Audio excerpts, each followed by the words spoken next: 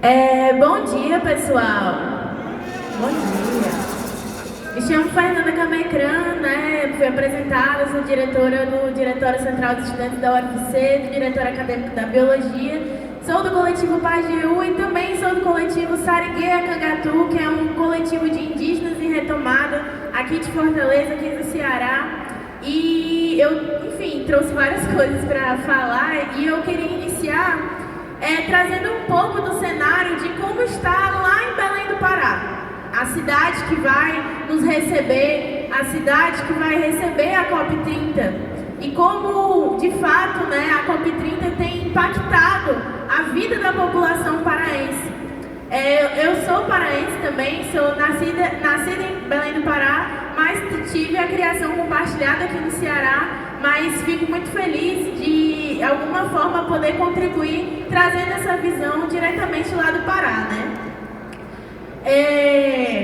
O estado do Pará já desmatou 107 campos de futebol e uma única obra para a COP30. Segundo a denúncia da Defensoria Pública do Pará, a devastação faz parte da construção da Avenida Liberdade, uma via expressa de 13,4 quilômetros, equivalente a 76 hectares de desmatamento, árvores no chão. Porém, esse desmatamento ele tem um impacto de 308 hectares, atravessando corpos hídricos, atravessando comunidades ribeirinhas tradicionais, quilombolas, atravessando unidades de conservação. E mesmo assim, o Estado do Pará, o governo do Estado do Pará, tem avançado com essa construção, mesmo atravessando e ferindo vários direitos das comunidades locais. As obras da COP30 também estão demolindo casas nas periferias e realocando as pessoas sem garantia da moradia digna dessas pessoas. Ou seja, as obras da COP30, que tem um acordo multimilionário com algumas empresas, está devastando a casa das pessoas e não está dando a remuneração devida para cobrir esses prejuízos que essas famílias estão tendo. Então, infelizmente, um evento que traz a pauta do meio ambiente, um evento que traz a pauta da sustentabilidade, está infelizmente afetando diretamente a vida da população periférica paraense. Empreendimentos que agora são facilitados devido à aprovação parcial do famoso PL da devastação. Após a aprovação parcial do PL da devastação, outros retrocessos ambientais vindos diretamente do governo federal também estão avançando em pleno ano da COP30.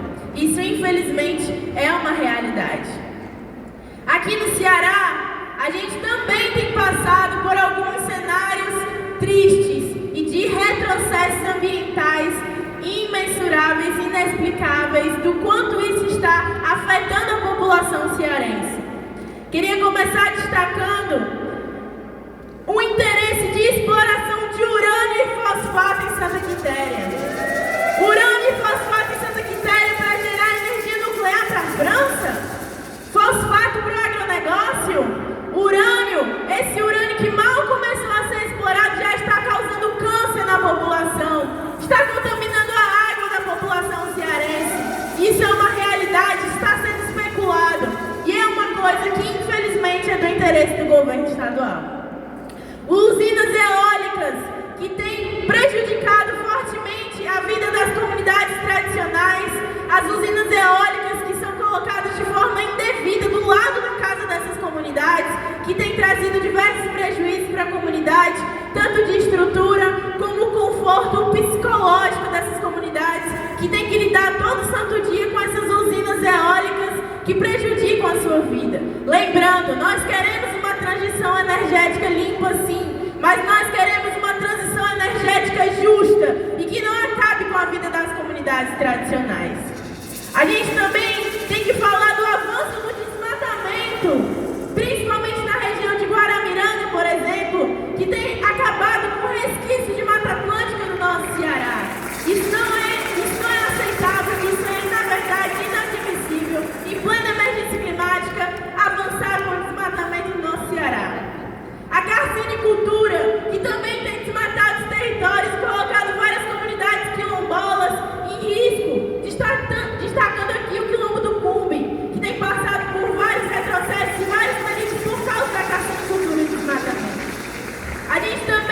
tem o interesse de construção de um data center para o TikTok na Caucaia, isso é um desrespeito a comunidades tradicionais. Isso é um desrespeito à comunidade da Caucaia, que tem passado por vários perigos e retrocessos ambientais e ainda tem esse interesse de construir um data center lá. Construindo esse data center, o desvio de água potável que poderia estar indo para a população, está indo para esse, ou se isso der certo, né, tomara que não dê, essa água vai ser direcionada para o data center. E o retrocesso ambiental mais recente e mais vergonhoso do estado do Ceará, o retrocesso da chuva de veneno na cabeça dos interiores. A chuva de veneno que tem amedrontado várias comunidades tradicionais, porque o agrotóxico, ele traz doença, ele traz câncer, ele traz infertilidade, ele traz várias doenças para comunidades tradicionais que estão passando agora por uma forma irregular essa chuva de agrotóxicos por drones. Lembrando que o Ceará foi pioneiro em contra a pulverização aérea. Inclusive, a lei chamada Zé Maria do Tomé, que tinha como coautoria o então deputado estadual Amanda de Freitas, que ele mesmo participou da colocação dessa lei e quando se tornou governador, derrubou a lei e agora quer implementar uma lei que autoriza pulverização aérea por agrotóxico e por drones. Esses drones não são drones pequenininhos que a gente vê que filma, são drones do tamanho de uma 4x4. Isso é extremamente prejudicial. Não posso deixar passar o caso recente que teve em Quixeré, da comunidade, que amanheceu com veneno dentro das suas casas e altamente prejudicial. Enfim, já falei o quanto isso afeta as comunidades e os drones e o agrotóxico. Infelizmente, aqui em Fortaleza, a gente também passa por algumas ameaças ambientais. Em Fortaleza, a gente tem uma empresa alemã que é dona do aeroporto de Fortaleza e que tem um interesse, uma fixação em desmatar a mata do aeroporto. Essa mata do aeroporto é um resquício de Mata Atlântica na nossa cidade. A gente pode chamar ela de zona de arrefecimento. O que seria isso? Uma zona ambiental de árvores que combate as ilhas de calor na nossa cidade. Em frente a essa mata do aeroporto, a gente tem a comunidade da Serrinha, que é a comunidade que climaticamente é uma comunidade que é altamente afetada pelas zonas de calor, mas que é protegida pela mata do aeroporto, lembrando, é um resquício de Mata Atlântica na nossa cidade. E justamente por causa dessa empresa alemã, ela está sendo cogitada para mais desmatamento e avançar com uma construção da cidade aeroporto. Lembrando, isso não está sendo dialogado com a comunidade local, isso não está sendo dialogado de forma positiva e isso tende cada vez a prejudicar mais ainda a comunidade local. Lembrando também o empreendimento da Dessal, da dessalinizadora lá na Praia do Futuro, que tem sido de forma desrespeitosa com as comunidades locais. As comunidades locais não querem essa dessalinizadora da forma como ela está sendo colocada, pois prejudica as comunidades, prejudica os moradores locais e prejudica também a forma como ela está sendo implementada de não remunerar essas famílias e não garantir a moradia digna, porque, de novo, nós queremos sim uma transição energética limpa, mas nós queremos uma transição energética limpa justa com as comunidades locais.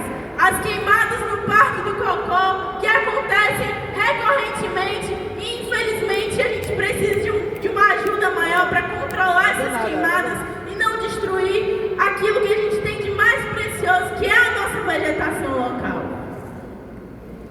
Para concluir, já está dando meu tempo assim, a gente também tem as unidades de conservação, principalmente as das Jandais, que precisam ser aprovadas. A gente também tem a revitalização da Lagoa de Itaperaba, que é uma coisa que a Prefeitura já se colocou para avançar nessa ideia, mas que a gente vai fazer aqui, enquanto movimentos sociais, a cobrança para que isso seja feito. A gente também tem uma porcentagem muito alta da comunidade de Fortaleza que não é atendida por saneamento básico. Enquanto a gente não falar do saneamento básico universal para toda a população de Fortaleza, a gente não vai estar falando de justiça climática. Para que isso ocorra, a gente precisa que toda a população de Fortaleza seja atendida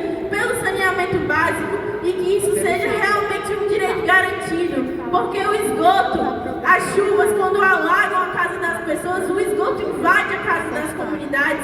E, infelizmente, isso configura mais uma vez o racismo ambiental, que infelizmente está implantado em vários territórios desse país e que a comunidade, a capital de Fortaleza, precisa combater isso, e eu sei que tem capacidade total de combater.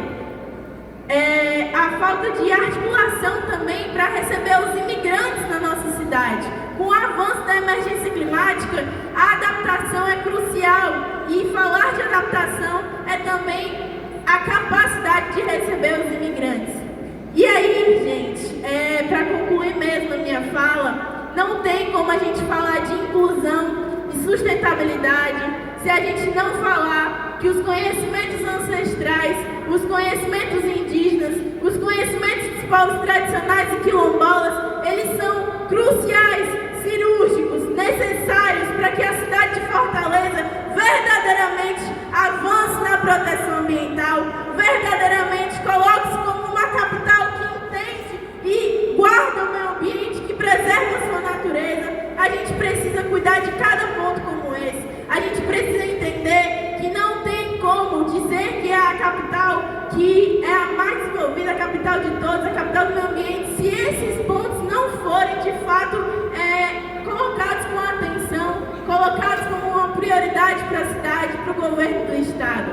Novamente, retrocessos ambientais como chuva de veneno, exploração de urânio, não é o sentido que a gente quer ir. Governo do estado do Ceará, Prefeitura de Fortaleza, retrocessos como esse não é o que a gente quer. Não é essa história, não é esse legado que a gente quer que vocês deixem na história. Vocês têm a faca e o queijo na mão para tornar o Ceará e a capital de Fortaleza a cidade mais verde do país. Vocês têm tudo para fazer isso, e a gente acredita sim que vocês têm essa capacidade, têm esse interesse, mas que falta muito trabalho ainda para tornar a Fortaleza verdadeiramente ambiental e que protege a nossa natureza. Obrigada.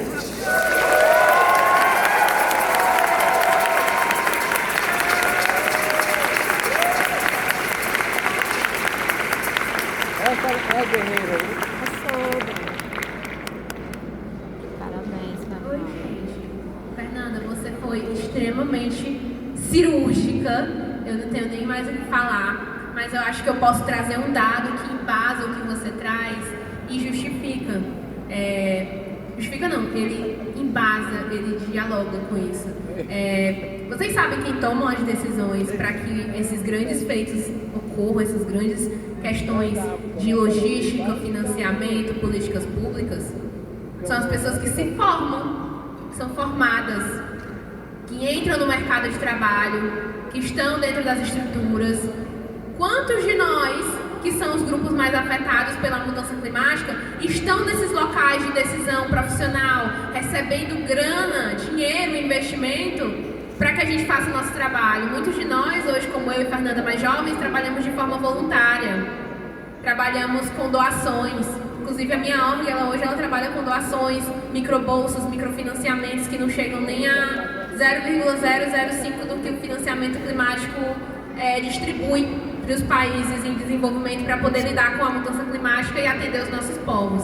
Eu acho que isso é extremamente relevante de se trazer. Inclusive, eu trago um dado de fofoca do Unicef. Recentemente, o Correio Brasiliense ele fez uma entrevista com o Unicef, em que eu participei como parte do grupo que construiu a parte de mudanças climáticas dentro do Unicef, né, de juventude, que fala sobre como a concentração de empregos verdes, que nós chamamos, né, os empregos voltados para mudanças climáticas, eles estão concentrados na região sul e sudeste do país. Eu acho que isso é um dado bem relevante para se trazer. Então, a gente sabe onde é que está a decisão sendo feita, principalmente.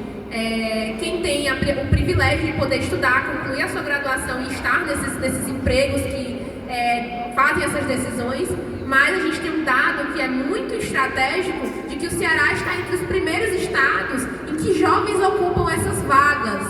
Então, como a gente pode avançar dentro de Fortaleza, dentro do estado, para que nós, populações mais afetadas pelas mudanças climáticas, estejam nesses locais que tomam essas decisões, que fazem essas decisões ocorrerem como elas estão ocorrendo agora. E a partir disso, eu chamo Cristiane Leitão, para falar um pouco mais sobre como é que a gente... Gabriela Diá, desculpa, vice-prefeita, desculpa, gente. Trocou, deu uma trocada, perdão, gente, vai dar certo. Então eu chamo agora, você pode falar, se você for fala.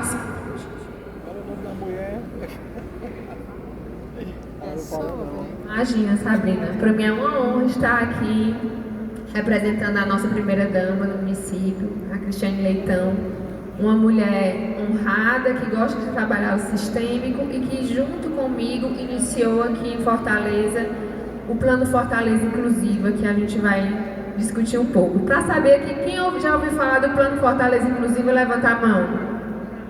Olha, já foi mais do que eu esperava, que coisa boa.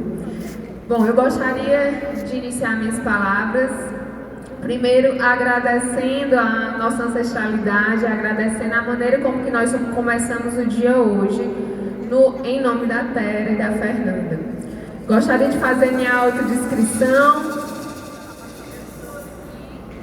Sou uma mulher de 35 anos, tenho pele, cabelo, olhos claros, estou vestindo um vestido azul e um sapato preto. Estou aqui ao lado da Fernanda e da Hanna. Quero que vocês observem que nós estamos num painel que é pouco comum no nosso país. Temos apenas o Preto Zezé como homem aqui, e ele é um homem pelas mulheres. E temos mulheres aqui representando e com muito conteúdo. Hoje a gente tem, nesse momento em que a gente faz os diálogos para a COP30, a gente tem que produzir um produto, né? Que é que a gente vai fazer a nossa carta de intenções. Por isso que quando o secretário ele fez a sua fala, ele enfatizou que nós precisamos levar o plano de Fortaleza. Então, esse encontro é muito mais do que um compromisso. Esse encontro é uma construção para que a gente chegue pronto na COP30 com a nossa representatividade muito embasada. Aqui foram mais de 2.000 inscritos de todas as áreas, movimentos sociais, área institucional, primeiro, segundo, terceiro setor, enfim, Fortaleza precisa entregar esse produto. E quando a gente escuta a Sabrina, ela já vem trazendo algo muito importante, que é o intergeracional, que é algo que a gente trabalha fortemente no Plano Fortaleza Inclusiva. Por quê? Porque essa geração que nós estamos aqui é a responsável pelo mundo que a próxima geração vai receber. Um dado que eu acho muito impactante é que, por exemplo, eu tenho duas filhas, a Maitê de 4 anos e a Sarinha, que vai fazer 1 ano agora em outubro. Elas vivenciam 7 graus a mais de sensação térmica do que eu vivenciei há 35 anos atrás para nascer. E se a gente... E eu digo assim, quando eu já estava no anos 2000, já se falava da emergência climática. E aqui, vereador Gabriel Biologia, eu digo que a gente tem que ter muita pressa, porque se a gente estava nos anos 2000 preocupado com a emergência climática, imagine agora o que é que a gente está aguardando. Ao ouvir o Preto Zezé, ele falou muito da importância das cidades, dos municípios, porque é nos municípios que as políticas e a vida das pessoas acontecem. Ao ouvir a Hanna, ela falou dos financiamentos que são mais voltados para a sustentabilidade. A gente precisa entender que, para que isso aconteça, a gente tem que estar alinhado com os Objetivos de Desenvolvimento Sustentável. A gente, enquanto gestão, aderiu em abril ao meu município pelo ODS, e o Plano Fortaleza Inclusiva, ele é justamente a verdadeira inclusão num sentido transversal. Não adianta achar que somente a Secretaria de Meio Ambiente vai conseguir trabalhar a sustentabilidade. O eixo Justiça Ambiental, ele é um dos eixos do Fortaleza Inclusiva, que tem o eixo Pessoa com Deficiência, Pessoa Idosa, superação da situação de rua, autonomia econômica das pessoas, saúde, e tem a justiça ambiental, porque como bem foi falado aqui, as pessoas vivem diferentemente às mudanças climáticas. Basta que vocês olhem aqui, na memória de vocês, o mês de fevereiro, março, quando acontecem as chuvas na nossa cidade.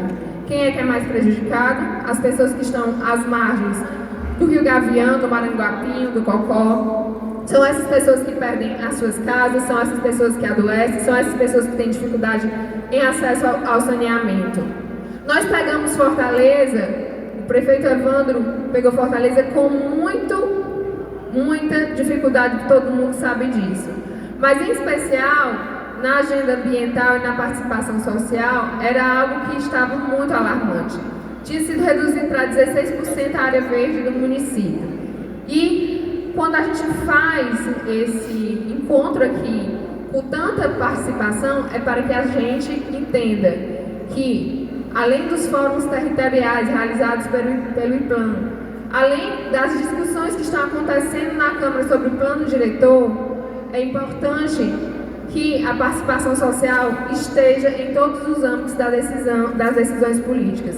Então, Fernanda, eu te deixo tranquila que o plano diretor está acontecendo, o vereador Gabriel Biologia tem tomado essa frente, né, nesse cuidado para que o plano diretor de fato seja inclusivo. E quando a gente fala de proteção verde, quando a gente fala de sustentabilidade, nós estamos falando de pessoas. Eu acho que isso aqui é o que tem que ficar muito claro e é o que o Fortaleza, inclusive, esse plano que nasce para enfrentar desigualdades, ele se propõe de entender que não é só nascer uma, que a gente precisa agir e a gente precisa agir georreferenciado, trazendo mais para quem mais precisa. E do ponto de vista de política de habitação, o secretário Jonas aqui está, o prefeito também foi muito bem enfático, eu posso dizer, com o secretário Jonas, na nossa política de moradia. E ele tem dito sempre, a gente tinha firmado compromisso, registrado no TRE, de construção de cerca de 6 mil novas moradias. E agora, não é projeto, já estão acontecendo 5 mil novas moradias. Então, moradias com saneamento, com dignidade, com qualidade de vida.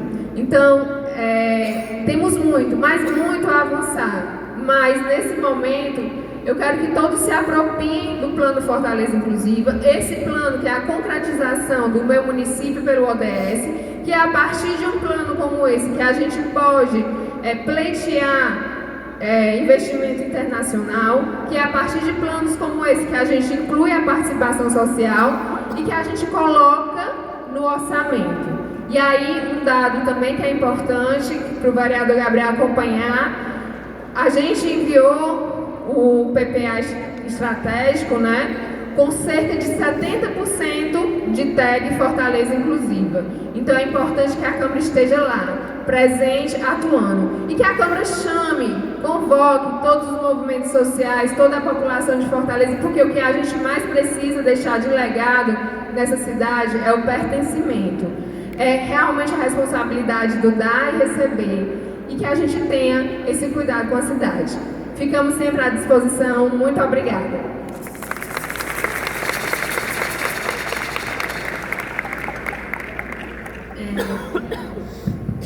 É excelente que a gente veja que a gente está avançando, né, dentro da cidade de Fortaleza.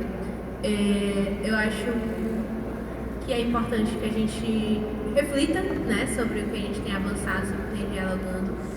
Eu, enquanto pessoa da periferia, eu ainda sinto, sim, como você falou, os impactos da mudança climática. Até pouco tempo atrás, a minha casa era água de poço, né? Saneamento, enfim, não está muito bom. E agora eu tenho que conviver com o esgoto, né, na minha porta. E eu fico refletindo todo dia, né? Quando eu sair daqui, eu vou voltar para essa mesma realidade. E o que eu posso fazer para mudar ela, né? Sobre como é difícil a gente estar sendo vulnerável às mudanças climáticas e estar lutando contra elas ao mesmo tempo. Então, ter planos como esse que literalmente incluem a gente nesse espaço de diálogo é muito importante. Eu sei que a gente teve diálogos muito importantes aqui dentro da cidade, como a Conferência das Cidades, que eu não pude estar presente, Conferência de Meio Ambiente também, e esses espaços de diálogo público, eles são muito importantes, né? E aí, pensando nessa questão de diálogo, eu penso muito como a importância da educação para isso, né? A gente tem uma educadora aqui, que é Teca, que está aqui com a gente. Eu sou muito afeiçoada à educação porque foi ela que me transformou, que me fez agente de transformação e foi aquela que me impulsionou para que eu quisesse estar e continuar sempre me aperfeiçoando para poder mudar a realidade onde eu vivo, não só para mim, mas para as pessoas que também estão nessa realidade. Então eu queria muito que Teca trouxesse para nós essa questão da importância de estarmos em comunidade, de forma coletiva, educando os nossos, compartilhando conhecimentos e avançando para que a gente lide com a mudança climática de forma mais sustentável, justa e inclusiva.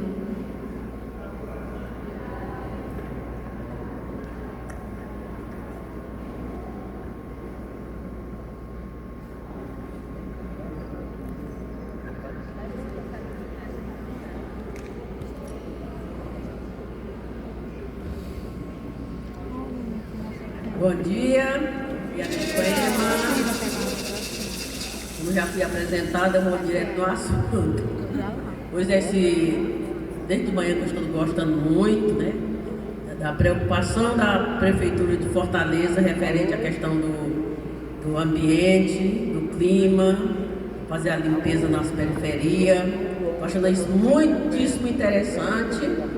E como nós estamos num período assim muito gritante referente à mudança climática, que é o assunto, a COP30, que vai ser em Belém, e ela vai abarcar também toda a região norte, né?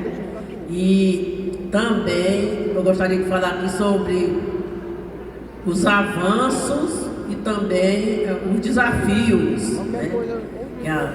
Já falando rapidinho, eu venho de um povo e somos 28 aldeias distribuídas em 4 municípios, que é Monsenhor Tabosa, Tamboril, Boa Viagem e Santa Quitéria. Somos quase 1000 famílias e a gente vive unido e lutando contra exatamente contra o desmatamento, contra a morte das plantas, quanto à morte dos animais silvestres, que nós temos bastante. E nós, do movimento Potigatapuia, não somos culpados se essa mudança climática vier com aquele calor, porque a nossa mata está em pé. E a gente se conscientiza cada vez mais para ela continuar em pé. E além do mais, nós estamos também numa grande mutirão de plantar, fazer umas plantas, cada um faz seu quintal produtivo e também a gente tem um sistema de agrofloresta. Só na minha aldeia tem 3, o Jacinto tem, e assim está se estendendo em todas as aldeias. A gente cada vez mais plantar árvore, né? A árvore nativa, mas também a árvore frutífera. E para isso a gente está crescendo e se conscientizando. Só que também nós temos um lado que é um grande desafio, como a minha parenta aqui falou, um grande desafio nosso é exatamente a questão do urânio e fosfato, que nós temos 2 aldeias que ficam no município de Santa Quitéria, bem perto lá do urânio e fosfato, né? E também outro problema sério, que na nossa região tem muita gente morrendo e doente de câncer. O que é isso? Vem de quê? É do urânio, é do fosfato, é do agrotóxico, né? Porque também a questão, depois que foi assinado o agrotóxico aqui do Ceará, né? Que através dos drones, o pessoal correu mais. E se não tem os drones que mijam o veneno, mas o pessoal pega as garrafinhas e sai aguando o milho porque diz assim, o governo assinou, então nós vamos plantar, fazer isso, né? E isso é uma grande luta de nós no movimento Potigatapuia contra esse grande desafio, né? E aí, baseado nisso, a COP30, que vai ser em Manaus, Belém, eu fico perguntando em que essa COP30 vai colaborar para sustentar o futuro dos povos do Amazônia. Vai ajudar porque Belém e o povo das periferias de Belém, como a companheira já falou aqui, né? E cadê a consciência, né, também política? Eu acho, pulando novamente para o aquecimento global, e eu penso assim, os grandes agronegócios, com os grandes desmatamentos, é exatamente a questão que o globo vai se aquecendo. E não tem mais mata, sabe? Pouquíssima mata que se encontra no Brasil. Nós, do Movimento Potigatapuí, estamos fazendo uma pesquisa com o pessoal da Fiocruz sobre os dois extremos. Mundo Novo, que é a cidade a comunidade onde eu nasci, é o extremo da seca. Tem época que não tem nem um pingo d'água, a gente bebe constantemente dos carros-pipa. E a saúde? Será que essa água que vem de fora é tratada? É uma grande questão. Cadê as políticas públicas que não chegam no nosso território para resolver a situação? Bastaria fazer açudes, barragens subterrâneas, que a gente ia resolver o problema. A cisterna é muito boa, mas só quando não chove, não cai água na cisterna e a gente continua na seca. Então, gente, o desafio para nós, povos indígenas, povos de terreiro, povos que moram nas periferias, é enorme. Sabe por quê? Porque nós não estamos incluídos no projeto de nação. Isso é fato. Nós não estamos incluídos no projeto de nação. Mesmo que você, por exemplo, eu fiz umas 3 faculdades, umas 3 pós-graduação, estudei também legislação, mas mesmo assim, na hora da gente fazer a anotação, como eu sou diretora da escola, às vezes quem autoriza, né, as CRED ou a SEDUC, pelo fato de não ter os alunos X, não leva em consideração que de uma aldeia para outra, às vezes é 2 quilômetros, 5 quilômetros, 10 quilômetros, mas se não tem os alunos X, não autoriza. Então, a gente pode falar na lei, falar no artigo 210, 230, 200 da Constituição Federal, mesmo assim, como a gente não está incluído no projeto de nação, não avança, gente. Nós, povos indígenas, somos muito discriminados, sabe? Somos até hoje muito discriminados, e eu acho que hoje aqui, nós do Movimento Potigatapuí viemos para juntar força com outras pessoas que estão aqui para lutarmos para nós conseguir dar a volta por cima contra o agrotóxico, contra o urânio e fosfato. As audiências públicas que a gente participa é sempre contra esse mal. Se a usina de Santa Quitéria foi implantada, vai morrer nós como povos, como pessoas, vai morrer a mata, vai morrer os animais, vai morrer a terra, vai morrer tudo, sabe? Vai morrer mesmo, porque já foi feito até experimento em água, distância de 70 quilômetros da usina do Sul Aberto lá, já tinha sinal de urânio naquela água. E a nossa água, que ninguém foi fazer esse experimento? E será que não tem urânio por lá, que é tanto caso de câncer e outras situações?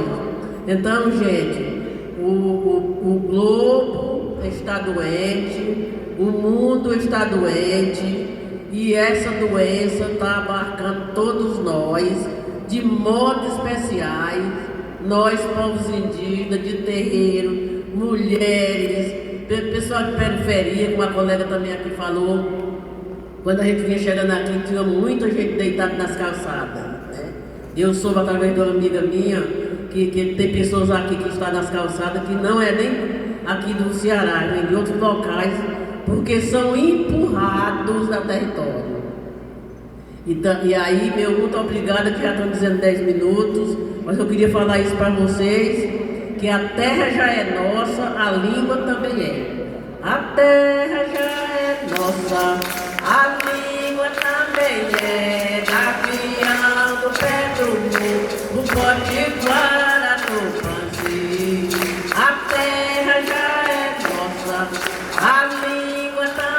é gavião.